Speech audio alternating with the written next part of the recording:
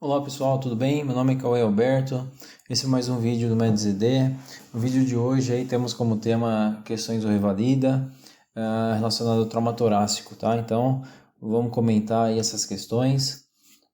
Questão número 1, Revalida 2012, um homem de 27 anos de idade, pedreiro, sofreu uma queda de andaime e deu entrada na emergência de um hospital terciário, em franca insuficiência respiratória. Vamos lá, isso aqui é importante. Vias aéreas encontram-se pérvias e a ausculta foi constatada a abolição do murmúrio vesicular. Ó, isso daqui muito importante, tá? Como eu mostrei para vocês lá, murmúrio vesicular abolido. O que mais? Massiceza percussão. Opa, fiz o diagnóstico. Foi realizada a drenagem do hemitórax direito com saída de 1.500 ml de sangue, de primeira, tá? Então acabou, né? Já sabe aí que é um hemotórax maciço, tá? Lembrando que na vida real é diferente da prova, né, pessoal? Na prova ele tem que caracterizar, tem que colocar aí algumas informações para a gente poder fazer o diagnóstico, para a gente poder dar a conduta, né? Então, na prova está escrito, acabou, né? Não tem que pensar, tá? Então, murmúrio vesicular ausente, massiceza percussão. É pneumotórax? Não. É tamponamento cardíaco? Não. Hemitórax direito com saída de sangue de 1.500 ml de sangue de prima. A gente vai pensar no quê? A gente vai pensar no hemotórax maciço, né? Aí aqui ele ainda deu, ainda que o débito do dreno era de 300 ml por hora, tá? Para a gente confirmar mesmo que é o hemotórax maciço. Além da reposição volêmica, a conduta mais adequada para esse paciente é... Então, deu volume para esse paciente e fez mais alguma coisa para poder estabilizar esse paciente. Vamos lá.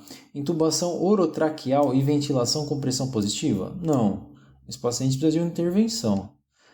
Radiografia de tórax em PA e perfil? Não. A gente não precisa de diagnóstico. O diagnóstico a gente já sabe já. Drenagem torácica com aspiração contínua? Não. Não é isso que vai ajudar mais o paciente.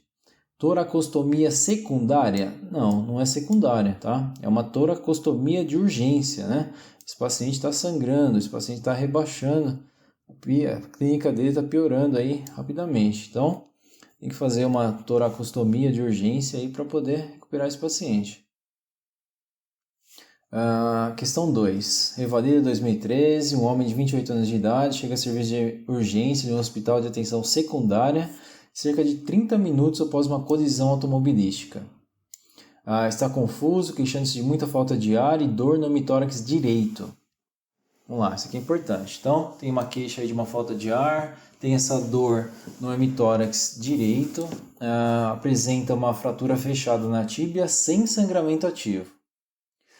Exame físico descorado, 2 cruzes em 4, frequência cardíaca 128, importante aí, tá taquicárdico, APA 90/60, frequência respiratória aumentada, ausculta pulmonar revela murmúrio. Vamos lá, aqui a gente vai matar a questão. Então, murmúrio vesicular ausente, percussão, maciçez no hemitórax direito.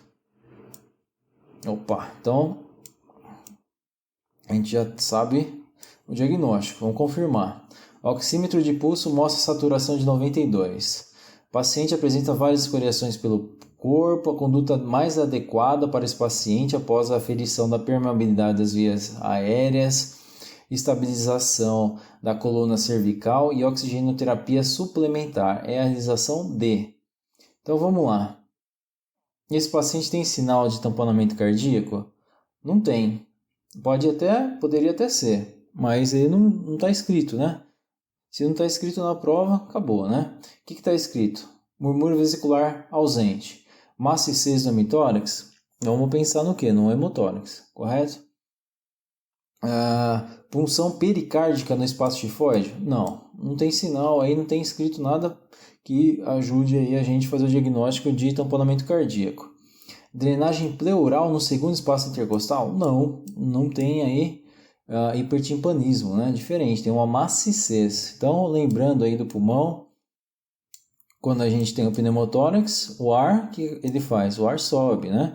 Então, o ar sobe. A gente vai fazer aí no segundo espaço intercostal um procedimento. Pensando em líquido, o líquido vai ficar na base do pulmão, tá? Então, na parte inferior aí, de acordo com a gravidade. A gente vai ter que agir aonde? Próximo aí do quinto espaço intercostal. Radiografia simples de tórax no leito para diagnóstico definitivo? Não, a gente não tem esse tempo, tá? O diagnóstico nesse caso é clínico. A gente pode até confirmar, mas não é o caso.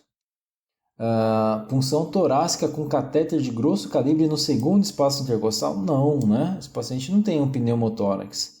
Ele tem um hemotórax, ele tem aí fluido na parte inferior do pulmão. Drenagem pleural no quinto espaço intercostal na linha axilar anterior com preparo de material para autotransfusão? Perfeito. Pensando aí num hemotórax, é isso, né?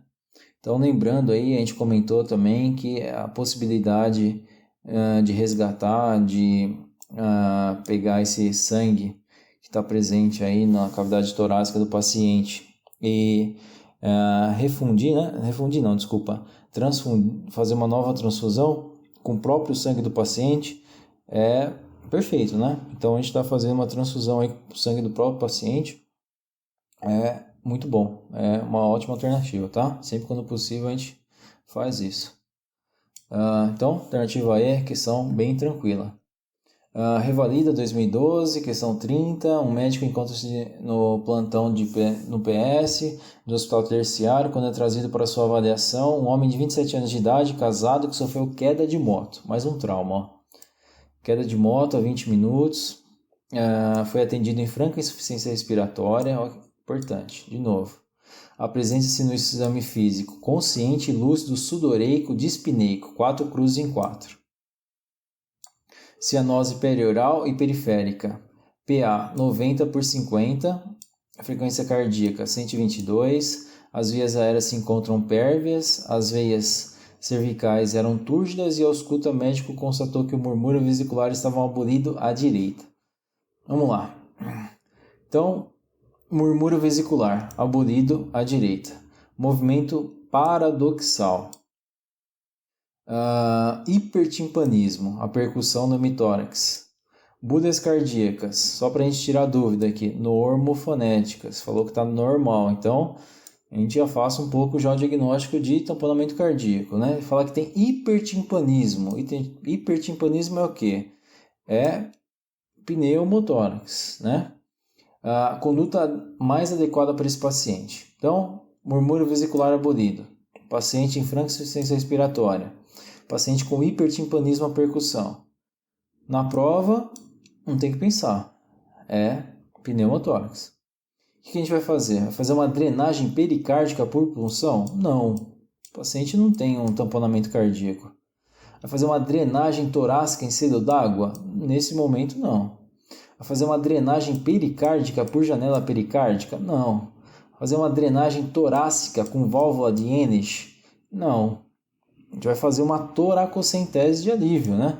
Esse paciente aí precisa de um procedimento aí de alívio, lembrando aí do tratamento, que normalmente nesses casos a gente tem o tratamento de alívio e o tratamento definitivo, né? Então, nesse caso é ar, o ar sobe. O procedimento vai ser aonde? Vai ser lá próximo do segundo espaço intercostal, tá? Então vamos fazer aí uma toracocentese de alívio para poder melhorar aí a clínica desse paciente, tá? Questão bem tranquila também. Vamos lá, questão 2014, paciente de 43 anos de idade foi vítima de acidente automobilístico com colisão frontal. Olha aqui, hein? Em que o volante foi quebrado com impacto. Aqui já começa a dar dica pra gente, ó. Imagine que o paciente teve uma colisão frontal com o volante quebrado, então foi um baita de um trauma, né? Frequência respiratória 23, PA 80/60, turgência jugular bilateral e pulso radial fraco. Olha lá, primeira dica aí pra gente. Desaparece a inspiração profunda. Apresenta ainda escala de coma de Glasgow 13, tá ok. Foi iniciado o tratamento do paciente com oxigenioterapia, duplo acesso venoso e hidratação parenteral. Perfeito. foi encaminhado para investigação complementar quando apresentou piora súbita em choque circulatório. O paciente aí teve uma piora súbita, estava aparentemente estável, teve essa piora súbita aí com um choque circulatório. O que é mais comum aí que leva a um choque circulatório aí súbito? Vamos lá. Qual dos seguintes procedimentos deve ser realizado antes de caminhar o paciente ao centro cirúrgico? Então, o que a gente vai fazer? O centro cirúrgico é o tratamento definitivo, né? A gente precisa fazer um procedimento anterior. Então, a gente vai fazer um tratamento de alívio, certo? Que a gente vai fazer uma pericardiocentese? Talvez.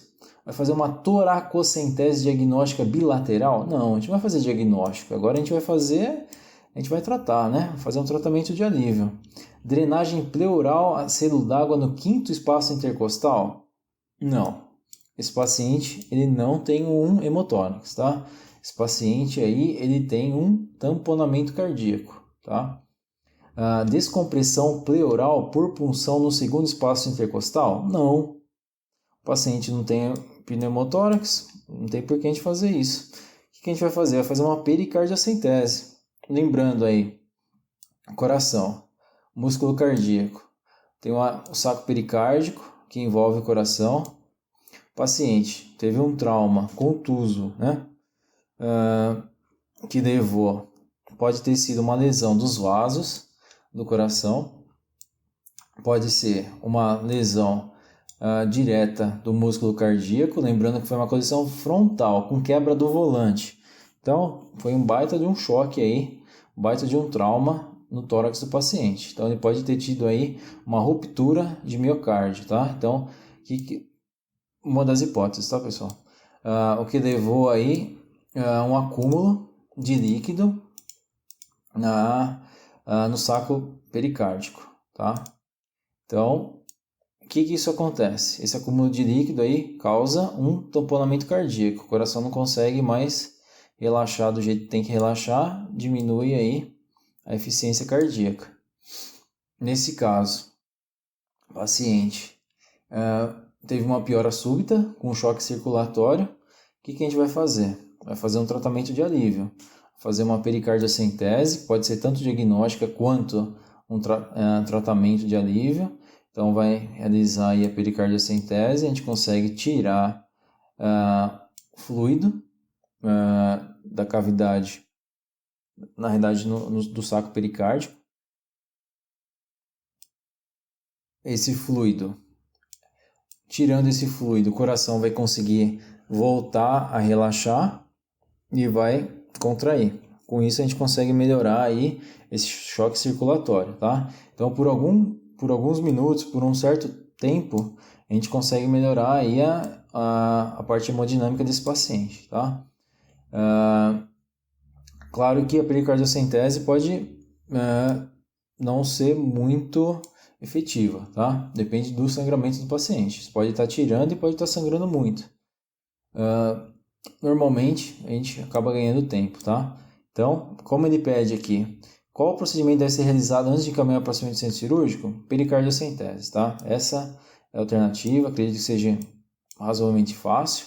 Fez a pericardiocentese, o paciente melhorou um pouquinho, mandou para o centro cirúrgico, ganhamos tempo aí para fazer uma toracotomia, para fazer uma exploração aí do saco pericárdico, uma pericardiotomia, então você abre aí o pericárdio e vai verificar o coração aí, se tem uma contusão no coração ou se tem uma contusão aí de algum vaso, tá? Que está causando aí esse tamponamento cardíaco. Então, mais uma questão aí relativamente fácil, só não pode esquecer, né, pessoal? Lembrar sempre do hipertimpanismo,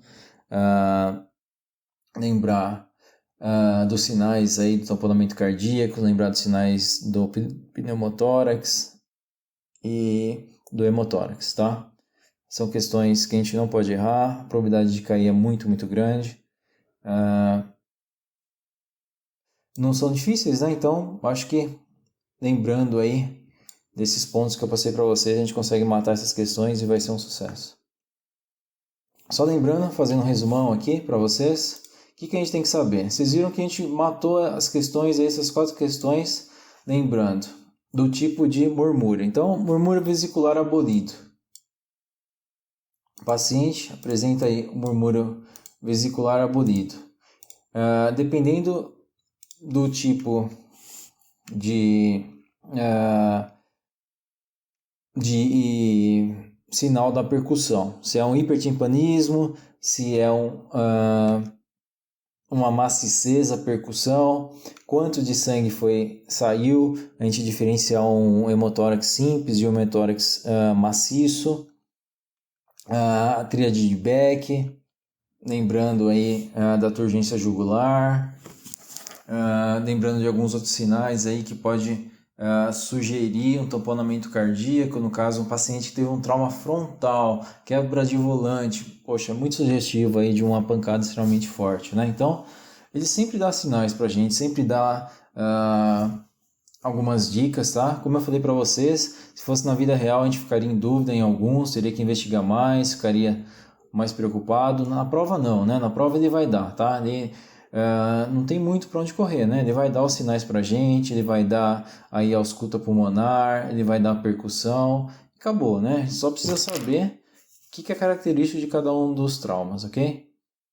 Espero que essa série de vídeos aí tenha ajudado vocês a saber aprenderem mais aí, ou sei lá, de repente complementar seus estudos, ou tirar algumas dúvidas que vocês tenham em relação ao trauma torácico. E comentem, tá bom? Deem um feedback aí pra gente saber se está sendo legal ou não tá. Espero que vocês tenham aproveitado esses vídeos. Um grande abraço e bons estudos para vocês.